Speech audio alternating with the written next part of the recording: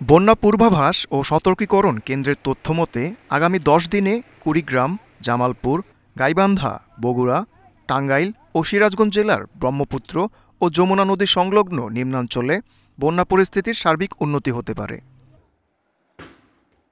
অন্যদিকে তিস্তা, ধরলা ও দুধকুমার নদী সংলগ্ন কুড়িগ্রাম জেলার কিছু নিম্নাঞ্চলে বন্যা পরিস্থিতিরও সার্বিক উন্নতি হতে পারে।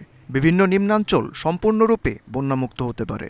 পানি তো বেশি ছিল, পানি কমতেছে, রাস্তাঘাট ভাঙে গেছে, বাড়িঘর দুয়ার নষ্ট হয়েছে, তারপরে মানুষের খাওয়ার অভাব।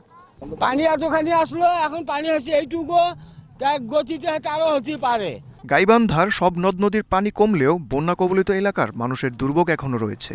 বন্যার পানি কমে আসার সঙ্গে সঙ্গে দেখা দিয়েছে নানা রোগের প্রাদুর্ভাব। মাননীয় এমপির প্রতিনিধিগণ আমাদের বাড়ি বাড়ি আসা প্রত্যেক ঘর ঘর টোকন দিয়ে গেছে রিলিফের। খুব কষ্টই আছি এখন বর্তমানে, আমার রাস্তাঘাট ভেঙে গেছে, চলাফেরা করে পাচ্ছি না। এমপি মহোদয় 15 টন মাল দিয়েছে, 15 টন মালে 1500 স্লিপ। এই 1500 স্লিপ আমরা জনগণকে বিতরণ করেছি। গাইবান্ধা জেলায় ত্রাণের কোনো অভাব নেই, পরিস্থিতি সার্বক্ষণিক মনিটরিং করা হচ্ছে বলে জানান গাইবান্ধা 5 আসনের সংসদ সদস্য মাহমুদ হাসান রিপন। এই যে এত বড় বন্যা, ত্রাণের কোনো অভাব আছে? বন্যায় যে ক্ষয়ক্ষতি হয়েছে, বন্যার পরবর্তীতে ক্ষয়ক্ষতিগুলো বন্যা নেমে যাওয়ার পর ক্ষয়ক্ষতি নিরূপণ করে আমরা সেখানে পুনর্বাসন সহ যাদের বাড়িঘর ভেঙেছে বাড়ি করে দিব, যাদের রাস্তাঘাটের সমস্যা হয়েছে রাস্তা করে দিব।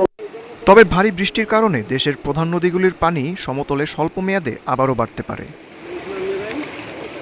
Sheikh Fahim, Asian television.